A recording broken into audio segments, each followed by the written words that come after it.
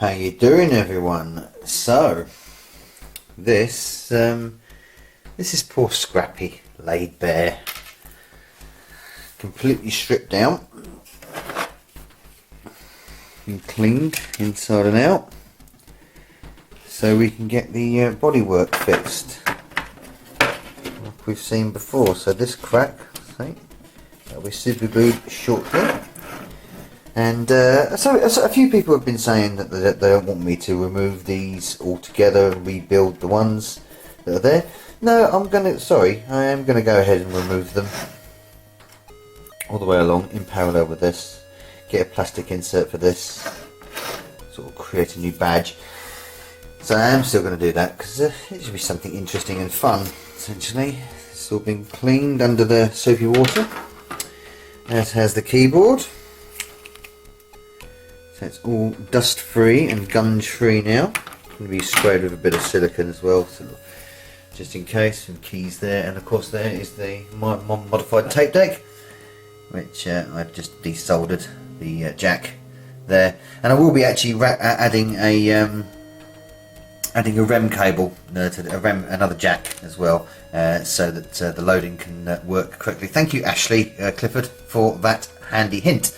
I was aware of it, but I wasn't quite 100% on the methodology. I know where the REM pin is on the other side, but I wasn't quite 100% sure of the methodology. But now I do know, so I will be adding that when I reinstall and put it back together. There's the motherboard, nice and clean, but I've still got to get a graphite pencil and do these edge connectors.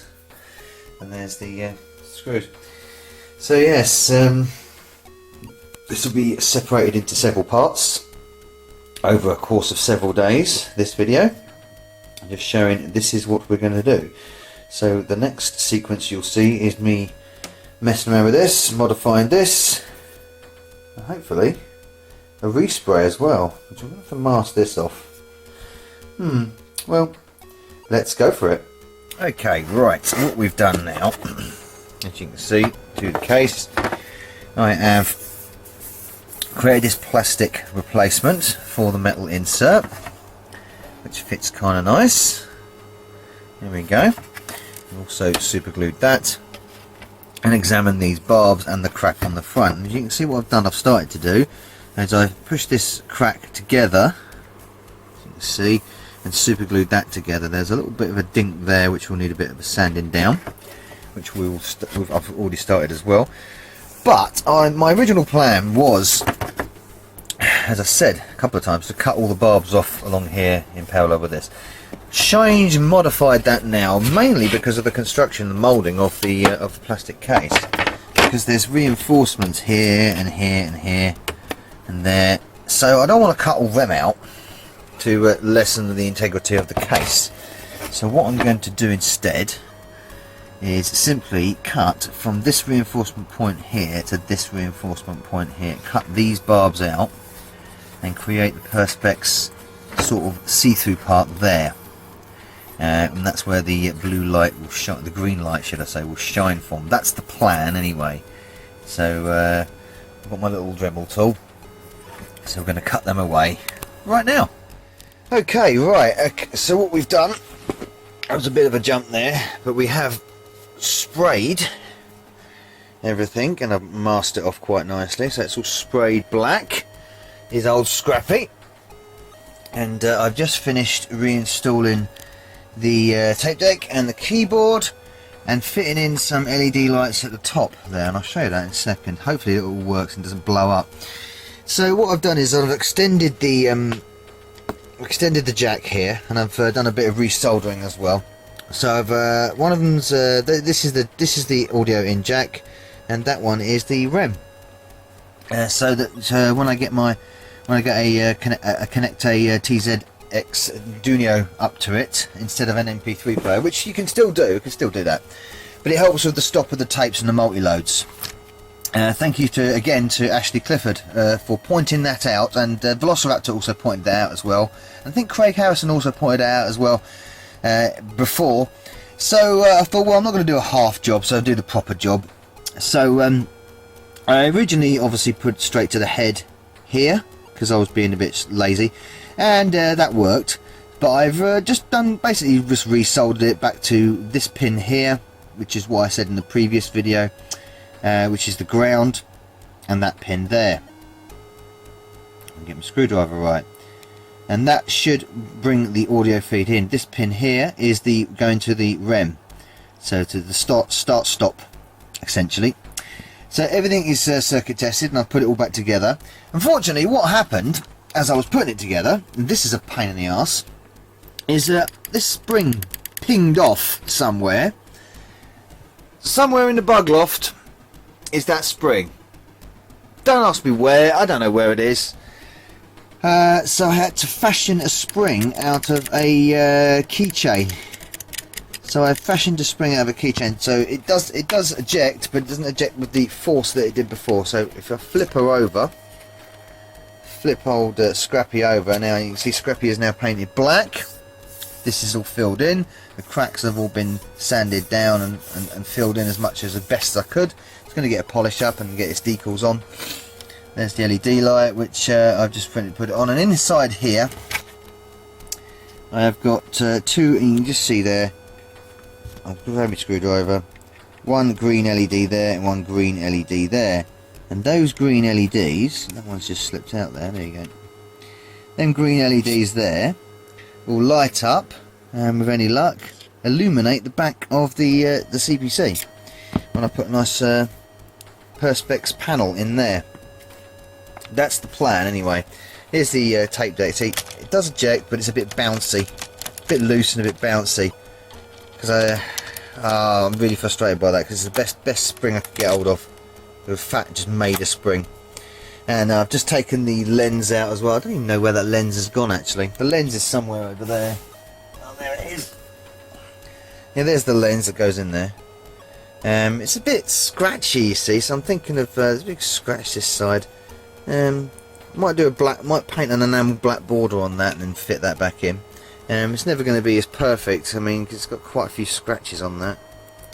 If anyone's got a spare one of those, yeah, I could really do with one of those, and a spring for that. That would be really handy.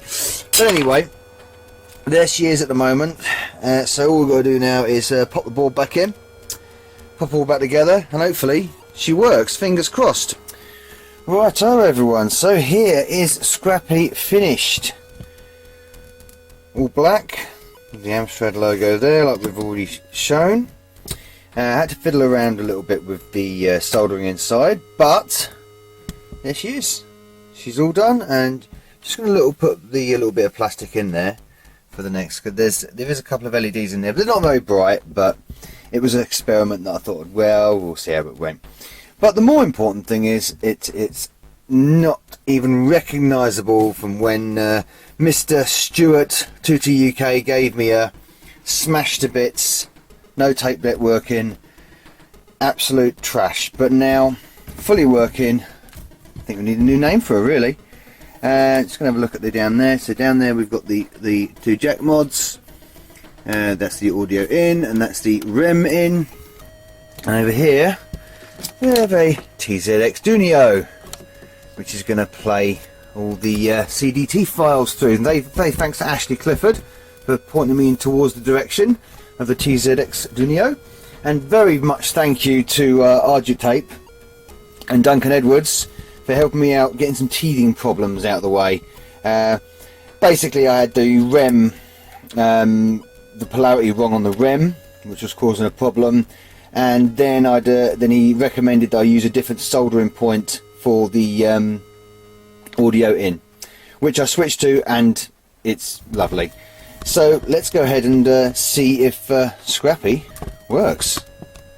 Well, I know Scrappy works, but you know. Turn her on, and also I don't know what game to select now on the TZX.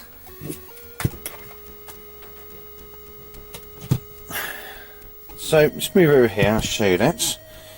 So on here, probably won't be able to see the screen because it's quite bright. So this is I've got a CDT disc file from Ashley Clifford, and thank you very much for that as well. I mean, I've got loads of CDTs myself, so that's fine. but this was just very convenient of him to do. Let's go for, say, Chase HQ? Why not? I think Chase HQ is on there. I would like to hope so. Oh, what's he got in faves? We'll have a look at what's in faves. I know it's not very exciting staring at this, but Turbo Outrun, Trailblazer, I've done that. That was used. Oh, Tempest. Let's try Tempest, shall we? So it's a situation of just press play, put the TZX down there, and it's got a REM cable all hooked up to it. When we plug her in, which we should do,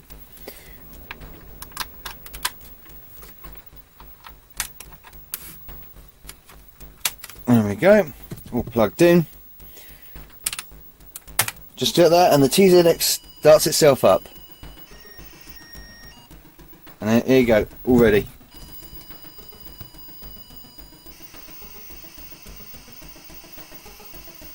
Lovely little piece of kit, this TZX Dunio. I think I'm pronouncing that right. Or Duino. I'll just call it TZX Dunio. But that is now Scrappy's setup. Just get this on my hand properly. TZX powered in. I mean, obviously I can fit that in around the back somewhere more conveniently. It's got some obviously wires dangling, but as you can hear, and blocks ticking down. Absolutely. Tape deck not even in use, of course. Obviously we did have the eject spring go a bit floppy, but that's still fine. The only thing I want to do actually is paint just on the inlay of the cassette lens, because I couldn't quite clean all these scratches off on the inside. So what I decided to do is get some enamel paint, and I'm going to mask the inner line out and paint it out so it has a nice black border on it. But aside from that, this machine is now completely unrecognisable. I'm going to show you the lights at the back. There's the little lights at the back, the little green LEDs. They're not really, you know, they're not as bright as I hoped they would be. Make them swap them out for a different voltage, a lower voltage maybe. But they're there, and put a little bit of perspex across there, and it's a nice little added effect. Nothing majorly bright or anything. But yeah, so thank you for joining me on this journey with restoring this Amstrad CPC464. We've seen the tape deck repaired, we've seen the body modifications, we've seen the audio jack mod, which now, you know, that video is still relevant to the premise of it, even though I've actually changed the solder points, because originally I soldered to the head points, which it loaded fine. Then I soldered to another point, which again it loaded fine. But for a more reliable soldering point, it was basically directly to the out lead, the data out lead coming from the cassette deck into the board. So all the points are now just directly loaded, soldered to that lead, essentially. But there's multiple ways you can do it. But I find this one is producing the clearest signal and the most reliable. And we'll wait for Tempest to load as I'm blathering around. You can see this reflection and everything nowadays. There's a link in the description box, by the way, to all the people and the websites that I've used during the making of these videos. So you can check it. You can go and buy yourself a TZX Dunio yourself if you want. They're available on Etsy. That link I'll leave in the description box, and I'll also leave Duncan's blog as well down in there as well. So block 5, nearly ready, nearly ready. Let's drop the camera. And the TZX will automatically stop itself as well. And there you go. We have one of the best games on the CPC in the form of Tempest. Absolutely fantastic. What a wonderful machine Scrappy is now. Absolutely lovely. Thank you again TootyUK for donating this machine to me, which I've, well, as you can see, modded, and she's lovely now. She's going to take pride of place in the collection. Next one, I want a 6128. That's the next project. Thanks for watching these videos. Cheers guys. Novabug out.